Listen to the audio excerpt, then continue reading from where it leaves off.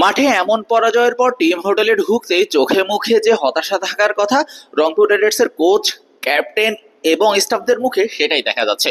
তবুও হোটেলের সামনে এক ভক্ত রাসেলকে ডাক দিলেন আর রাসেল সেটার সাড়াও দিয়েছেন হাত নেড়ে। টিম ডেভিড, আন্দ্রে রাসেল আর জেমস ভিন্সদের সকালে উড়িয়ে এনেছে দলটা। এসেই হোটেলে 10 মিনিটের বিরতি, তারপরেই তারা সরাসরি মাঠেও নেমে গিয়েছেন।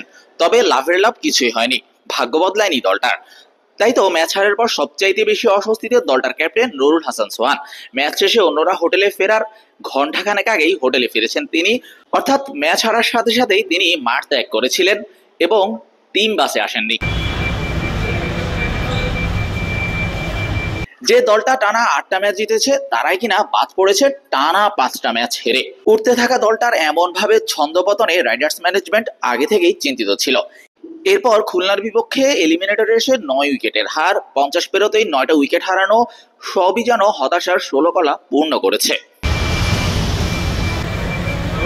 কি ছিল না দলটায়?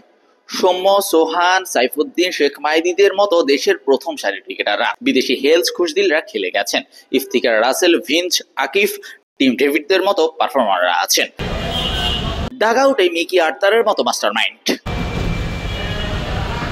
এছাড়াও মোহাম্মদ রফিক, শাহরিয়ার নাফিজ আর আশরাফুলদের মতো এক্স ক্রিকেটাররা ছিলেন তাদের বিভিন্ন কোচের ভূমিকায়, সেভাবে পারফরমেন্সও হচ্ছিল। কিন্তু শেষটা এমন হতাশাজনক ভাবে হবে সেটা নিশ্চয়ই দলটা তো দূরের কথা, তাদের রাইভালরাও ভাবেনি। ঘুরে দাঁড়ানোর জন্য রাসেল, ডেভিডদের মতো হেভিওয়েট তারকাদের আনা হয়েছে রাতারাতি, তবুও লাভের লাভ কিছুই হয়নি।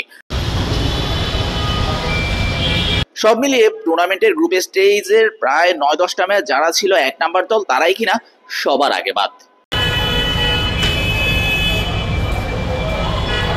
শুধুই যে 3 বিদেশি ক্রিকেটারকে একাদশে রাখা হয়েছে তারাই নয়, এনিউরিন ডোনাল্ডকেও দলভুক্ত করেছিল দলটা, কোনো ম্যাচ ছাড়াই ফিরতে হচ্ছে তাকে।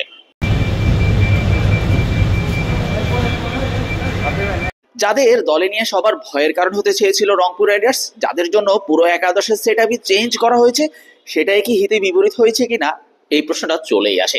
এমন অবস্থা অবশ্য গত কয়েক বিপিএল ধরেই ফেস করছে দলটা। পুরো টুর্নামেন্ট জুড়ে একটা সেটআপে ভালো করার পর প্লে অফ রাউন্ডে এসেই দলটা যেন নতুন নতুন বিদেশিদের আনতে অপেক্ষা করে এবং নতুন নতুন বিদেশিরা এই দলটায় আসেন, কিন্তু তার পরবর্তীতে সেই ফলটা আর মেলে না, যার কারণে একটা মাত্র শিরোপা নিয়েই গ্লোবাল সুপার লিগ শিরোপা জেতা দলটার অপেক্ষা করতে হচ্ছে আরো একটা বিপিএল এর জন্য। বিপিএল এ পেমেন্ট নিয়ে অনেক বিতর্ক আছে, তবে রংপুর রাইডার্স কোনো পেমেন্ট বিতর্ক ছাড়াই তাদের এবারের মিশন শেষ করেছে, যার জন্য তারা বাহবা পেতেই পারে। শাহরিয়ার শাওন, মিডফিল্ড।